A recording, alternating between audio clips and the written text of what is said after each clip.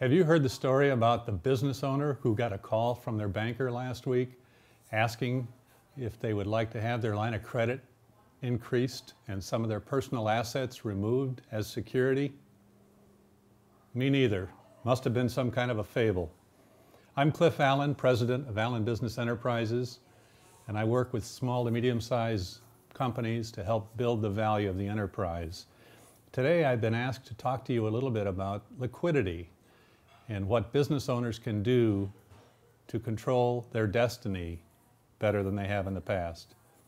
Have you talked to your banker in the last couple of weeks or the last year or 2 years about increasing or changing your line of credit, adjusting the security for that line, getting a new term loan, modifying the terms of your old loan?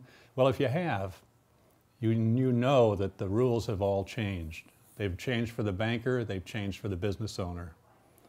I'd like to talk about a couple of examples of real-life business cases and the banker's view of those businesses.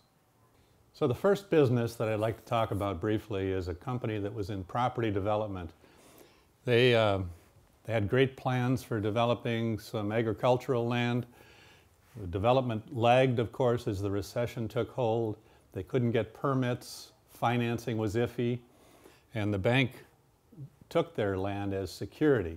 Well, you know what happened to real estate, and the company not only folded, but the bank was left holding agricultural land that had to go through the sheriff's sale. The company went out of business, the bank was left holding the bag.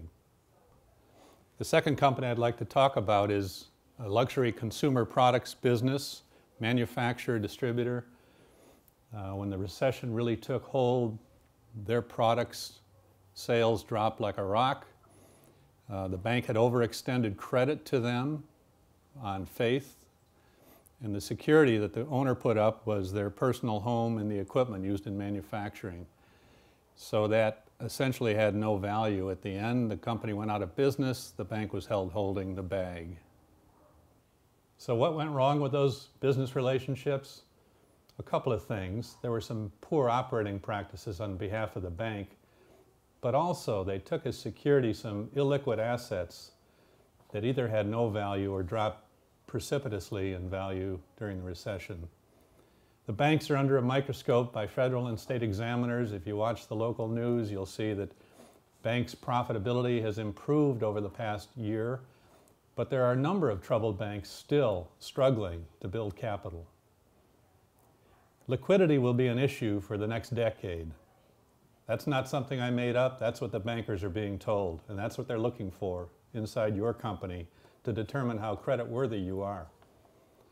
Let's agree on a definition for liquidity. It's the measure of the extent to which a company can quickly lay hands on cash to pay off short and near-term obligations. So keep that in mind. When the banker talks to you, they're going to want to know about your liquidity. You can find opportunities for liquidity improvement in literally every area of your business.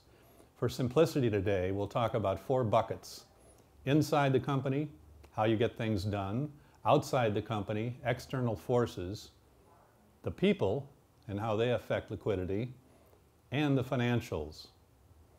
In the first case, we'll talk about inside the business. Think about the processes and systems by which your company operates. How do we get things done? How repeatable are those processes and systems? When a new person comes on board, how do they learn your processes and systems? Are they documented? Think about the cycle times in turning an order into a collection. So it's not just taking the order, it's not just entering the order into your process for manufacturing and delivery. It's how you invoice, how you collect, how you deposit, how you build your liquidity. Also, product development can be a great opportunity. How do you choose those opportunities you will pursue, and how do you eliminate those you will not? Has a huge impact on liquidity. If you don't have a go, no-go decision at some point in product development, then you'll probably spend too much money before you pull the plug. The second bucket is outside of the company. the markets you play in, opportunities inside those markets, opportunities to diversify.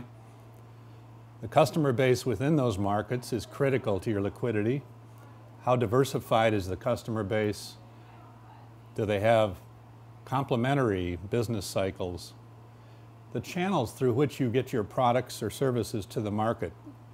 If it's a product, does your distribution channel carry the inventory and relieve you of some of the risk and the investment? The partners with whom you deal with in terms of suppliers, service providers, raw materials, and so forth, all have an impact on your liquidity. Those construction of those agreements and relationships and how well those partners adhere to your agreements determine your liquidity ultimately. The third bucket is categorized as people.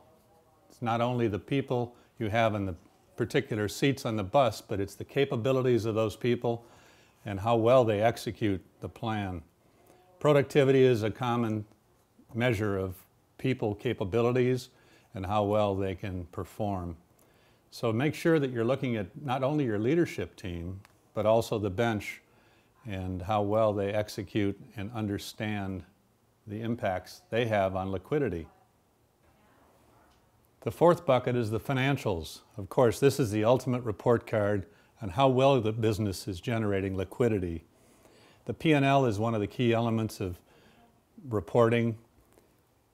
You need to make sure that we're looking at gross margins as well as net income. Cash flow is critical, of course, but also think about the P&L by product line or distribution channel or customer type or all three. What's sustaining the business? What's dragging the business down? Why are you continuing in business lines, product lines, or service areas that aren't performing up to par? The second part of the financials, of course, is the balance sheet. And an accountant would go directly to the balance sheet to determine liquidity in their world. Do you have excess assets? Is inventory out of balance? Do you have fixed assets that you haven't used and have no future using? Can you liquidate those and generate additional cash? How are the accounts receivable? Are they current? They also need to be split by type of customer, distribution channel, product line, etc. And ultimately, for the financials, pick your handful of key performance indicators and how you want to measure liquidity in each of these areas. I know we've touched on a lot of subjects in a very short amount of time, but in summary, I'd like you to remember a couple of points. First of all, this is not a short-term issue. It's not a cause du jour. The bankers have been told this is going to be a 10-year issue for them in terms of providing commercial credits. So how do you respond to that? I think it needs to be part of your 10-year plan. Make it a cornerstone, something consistent every year you do your annual planning. Think about the buckets that we identified, inside, outside, people, and your financials, and determine where the opportunities lie, evaluate those opportunities, set objectives. You don't have to get there all in the first 6 months or even 12 months, but set a long-term goal of where you'd like to be and then measure it. Keep your eye on those goals. Don't let your organization or you forget about it. So good luck on your journey to improve liquidity and improve value in your business.